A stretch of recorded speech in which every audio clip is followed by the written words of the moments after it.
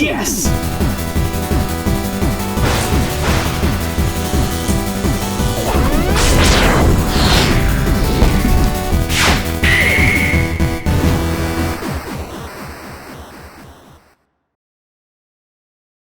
Hey everyone, and welcome back to Superhero Month right here on The Completionist.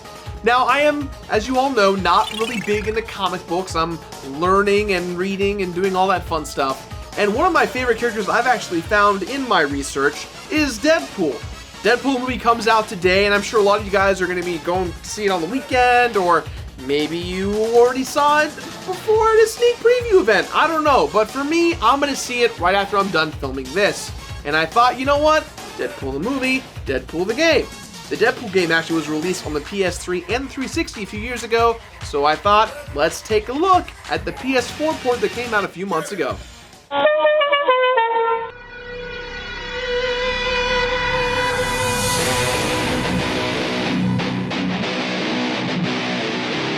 In my opinion, Deadpool may be the most overpowered character in the Marvel Universe. Being a part of the Weapon X program, his lore is based on being a combination of several different comic book characters. Now granted, I am definitely not the comic book expert, games are more my jam, obviously, but I will say one of the few comic book characters that I like is Deadpool. Dubbed as the Merc with the mouth, Deadpool's the type of character that clearly addresses the fourth wall all the time. Hey, Arclight! Looking good, babe!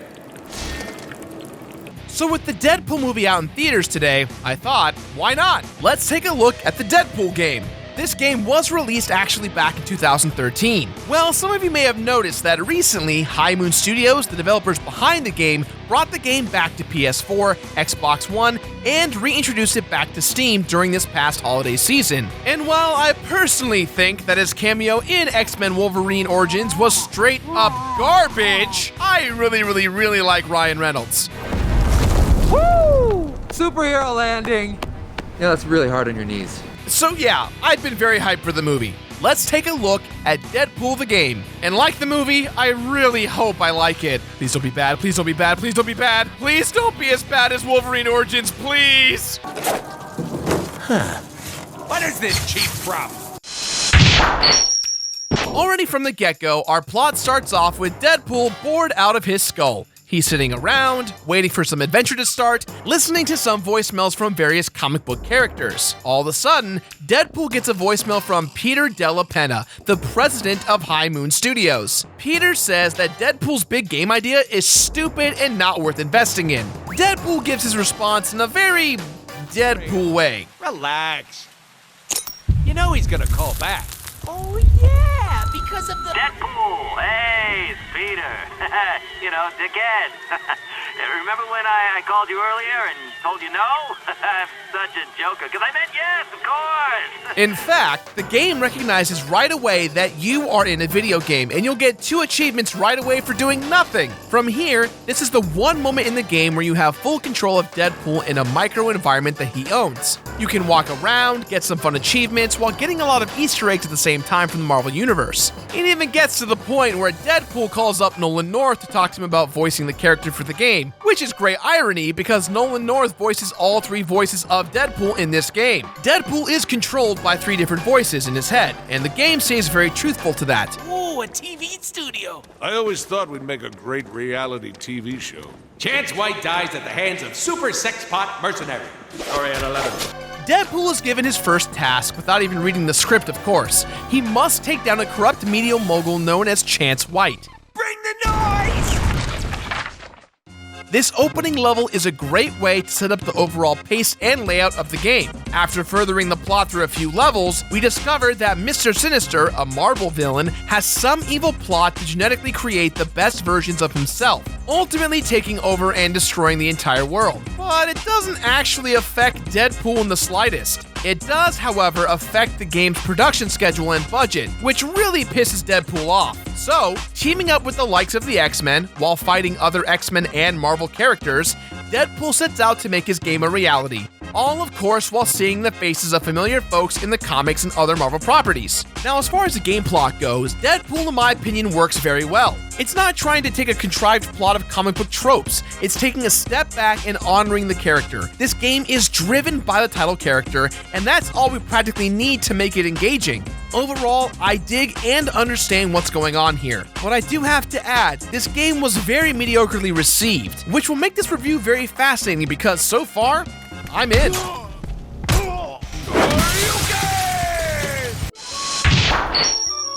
I think Deadpool looks better than what most critics give it credit for. In fact, when the game was first released, I played a fair amount of it at a friend's house and I had fun. Generally, I try not to get too invested in games I start playing while hanging out with friends, because then I'll end up staying until I complete the game. Not something that my friends want me to do. Being on the Unreal 3 engine, the game looks pretty good for what it is. A hack and slash beat 'em up led by a fun character is one that, while it may sound like it'll get boring quick, remained to be intriguing with me because of its story and humor. The game is written by Deadpool veteran Daniel Way, so the entire game feels just like a comic book turned into a video game, and that's awesome. Nolan North is perfect as the Merc with the mouth, and the character of Deadpool steals the show all by himself. The writing and the plot kept me guessing from start to finish. I don't want to spoil it just yet, but the downside of the overall plot and presentation fusion is that when you get to the end, you kind of have that moment of, is that kind of really how it ends? You'll see what I'm talking about soon enough.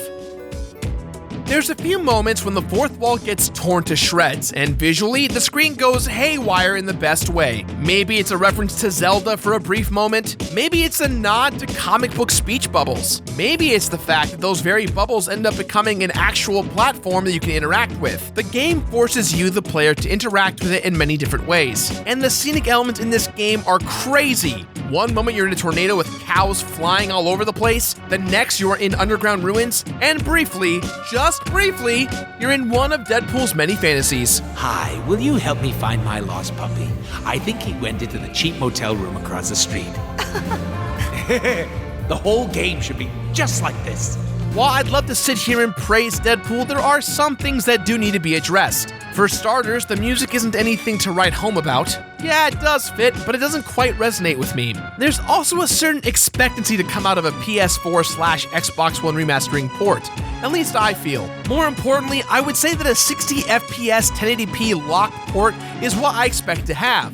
Unfortunately, Deadpool doesn't even get close to 60 FPS, as it always stays at a 30 FPS rate. But hey, at least it's locked at 30 FPS. It's not that big of a deal, and honestly, FPS rates aren't that important to me, but it is something I noticed and pseudo wanted, as it would have given this game another edge over its older poor predecessors. Damn, I hate when this happens.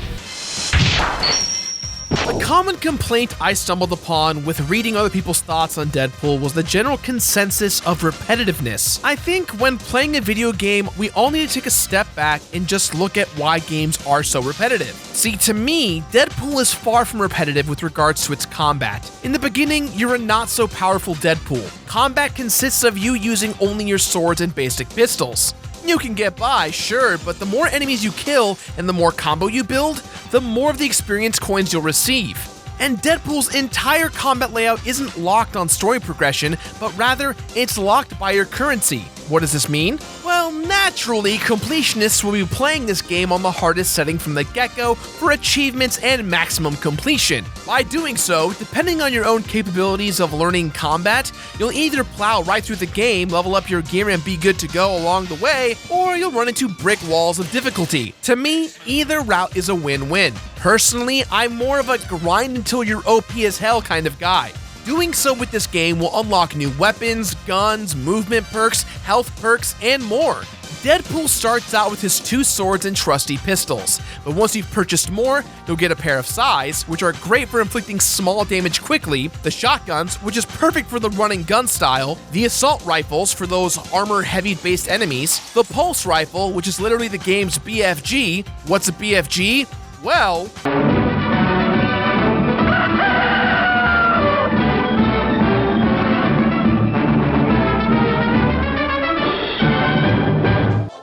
BFG by Roald Dahl was originally published in 1982 as an expanded version of a piece from his 1975 short story collection, Danny the Champion of the World. The point of this segment is to tell us what BFG means. I'm getting there, Biscuit Pants. See, there we go. Fine. It means big God! Ya yo-yo. What'd you say about me? This has been Video Game Abbreviations! You are awful.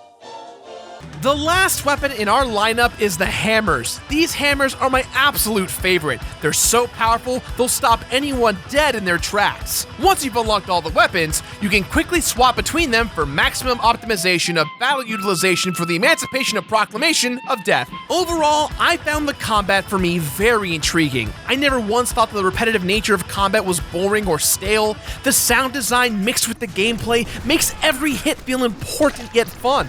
I know most people may not share the same experience as me, but I really liked the gameplay here. The progression was enough. I will say, enemy variants, while good towards the end of the game, could have been a little bit better from start to finish. Another common complaint I stumbled across is that this game is short. I kind of agree, but I'm also the wrong guy to debate about game length. There's nothing wrong with a short game as long as it's well done, and I feel Deadpool fits this criteria.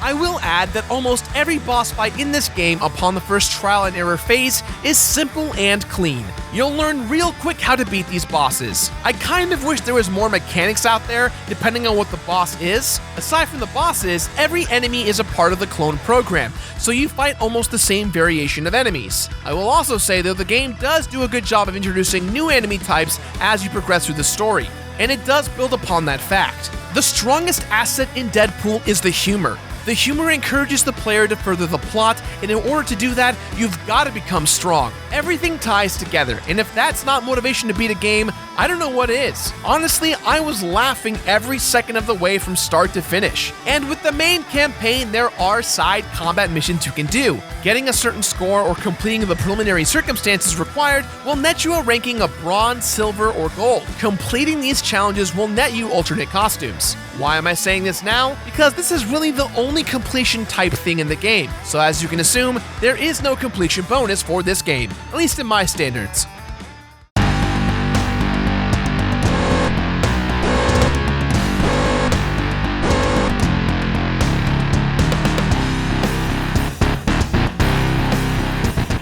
The best part about Deadpool's plot is that there is some overall important arc for every other character in the game that's not Deadpool. Cable, Wolverine, Rogue, the rest of the X-Men, they all need to stop Mr. Sinister. Whereas for Deadpool, he gives no whatsoever. All he wants to do is get his game back on track for production. Oh, the sweet, sweet fourth wall breaking in this game. It gets me every time. Do you know how much money all those explosions and tacky graphics just cost me?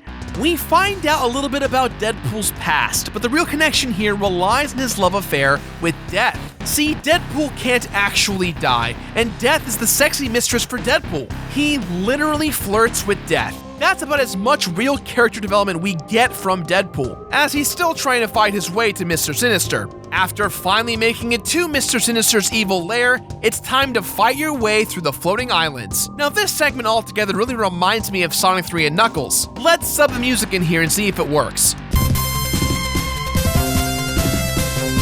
Yup. Now, the checkpoints in these sections are very tough and unforgiving. Slow and steady wins the race here, but you're going to get sniped a lot. I found that using the BFG is a good result as to how you can get by. Really, every gun, with the exception of the shotguns, are useful. When you finally get to the Sinister's lair, you then have a big onslaught of enemies. There are a lot of dudes, and I mean a lot of dudes that keep coming at you. This one particular checkpoint is real frustrating because you need to clear all the islands and get to a certain checkpoint within the waves, or else you're going to be set back a huge amount. Deadpool will have to refight every single boss you fought previously, but all at once at the same time, as Sinister has cloned them all as well. If you're a hammer bro like I am, you'll clearly finish everyone off with ease. Then comes the dreaded boss fight with Mr. Sinister, who...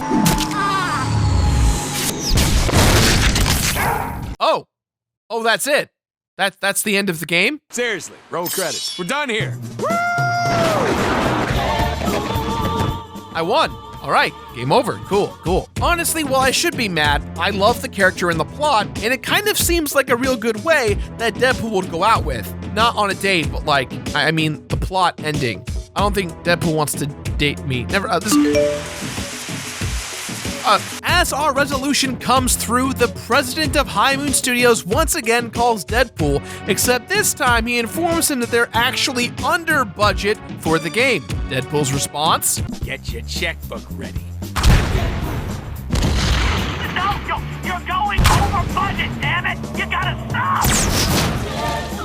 Look, I don't get attached to many comic book characters, but this game made me absolutely obsessed with Deadpool. What the just happened? Who wrote this song? We can say this it's clear, okay?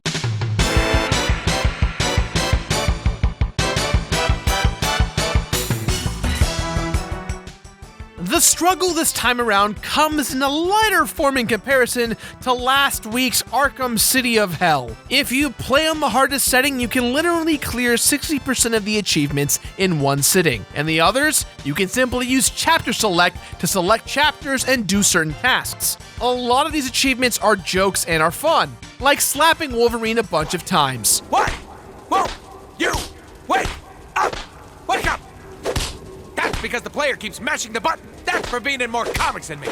That's for making me love you. And finally, that's because the whole setup just added 5 minutes of bonus play to the most awesome game ever devised by mutant or man. I guess he's not waking up. When it comes to completing Deadpool, my completionist journey was as follows. 12 hours logged, one genuinely challenging but fun playthrough on the hardest setting, 50 trophies, all of which were surprisingly fun to do, of course accompanied by a few annoying ones, 46 reloaded checkpoints for farming maximum stats and whatnot, 12 gold medals, and well over 3,000 size stabs. This is the bar where I kick your ass. Deadpool for the PS4 was a blast from start to finish. I had one glitch the entire time, which was an online issue for when I did those challenges. Other than that, I had a great time, and I was grinning from ear to ear. And now, it's time for some chimichangas. Chimichangas? Chimmy crack corn, I don't care. I am obviously out of touch with all culture. I am the worst. I don't know what the big deal is. Deadpool is awesome. The character is great. I can say the game is great. Hopefully the movie is great. We'll find out in a little bit. But overall, I enjoyed my experience. I was laughing the entire time. I had fun killing everyone. It sounds really dangerous. It was a good time from start to finish. There was no replay value, but you know what? It was an easy, perfect trophy.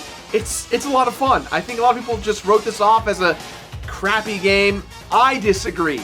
With that in mind, I give this game my completionist rating of complete it. Complete it!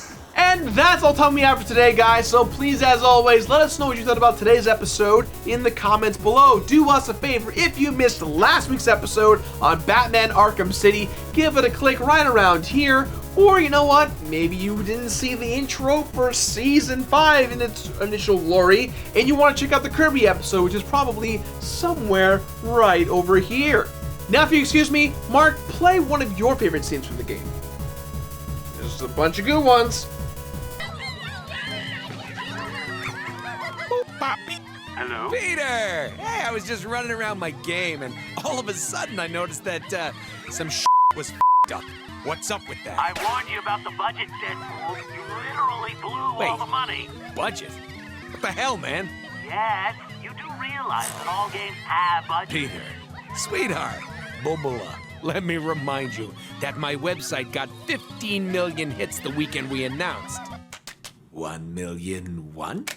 1,000,002?